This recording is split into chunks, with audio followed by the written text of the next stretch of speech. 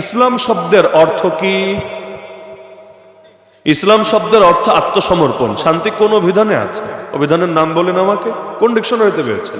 তাহলে আগামীকাল থেকে আসসালামু আলাইকুম না বলে আল ইসলামু আলাইকুম বলেন। শান্তির যদি অর্থ হয় তাহলে সমার্থক তো আসসালামু আলাইকুম মানেও যা, আল ইসলামু আলাইকুম মানেও হবে তা। আল্লাহর একটা নাম আছে সালাম, বলতে পারবেন আল্লাহর একটা নাম হলো ইসলাম?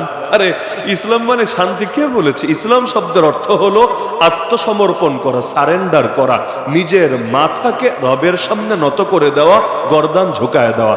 বিচারকের সামনে আপনি যদি সারেন্ডার করেন, আপনারা নিজের ইচ্ছার কোনো দাম থাকে না। আপনি কি বাসায় যাবেন, না জেলে যাবেন, নাকি রিমান্ডে যাবেন, এখানে আপনার কথা কোনো বিবেচ্য বিষয় না। বিচারকের কথাই আপনার কথা, বিচারক যা বলবে সেটাই চূড়ান্ত কথা। ইসলাম মানেই নিজেকে আল্লাহর সামনে সঁপে দেওয়া। সঁপে যখন দিয়েছে তখন আমার পরিচয় আমি আল্লাহর গোলাম, আল্লাহর বান্দা, আল্লাহর দাস। আরে আমি তো আমি। নবীরও সবচাইতে বড় পরিচয় এটা, ওয়া আশহাদু আন্না মুহাম্মাদান আবদুহু ওয়া রাসূলুহু। আমি সাক্ষ্য দিচ্ছি মুহাম্মদ সাল্লাল্লাহু আলাইহি ওয়াসাল্লামের এক নম্বর পরিচয় আবদুহু। আব্দুল মানি গোলাম, আব্দুল মানি বান্দা।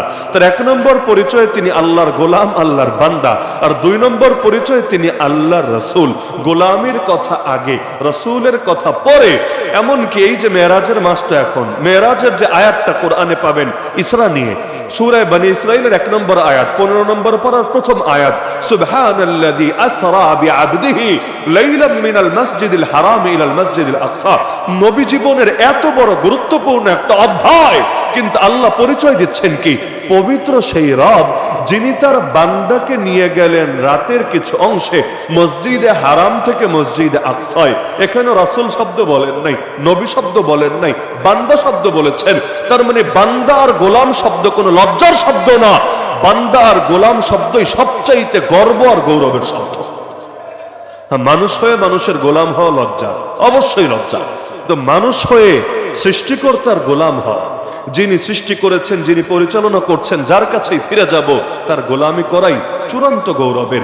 এজন্যই কালেমার বাস্তবতা তো এটাই, জীবনে সব ক্ষেত্রে নিজেকে সঁপে দেব একজন মাবুদের সামনে। কারণ যে যার সামনে নিজেকে সঁপে তাকেই মূলত মাবুদ মানে। এজন্য আমরা সূরা ফাতিহার 4th আয়াতে ডেইলি বলি, প্রতি ওয়াক্তের প্রতি রাকাত নামাজে বলি, ইয়াকা না'বুদু ওয়া ইয়াকা নাস্তাঈন। একমাত্র আপনারই ইবাদত করি। ইয়াকা শব্দের অর্থই হলো একমাত্র আপনারই, না'বুদু আমরা ইবাদত করি। তাহলে জীবনের সব ক্ষেত্রে ইবাদত কয়জনের? আনুগত্য কয়জনের? বিধান মান্য করা কয়জনের?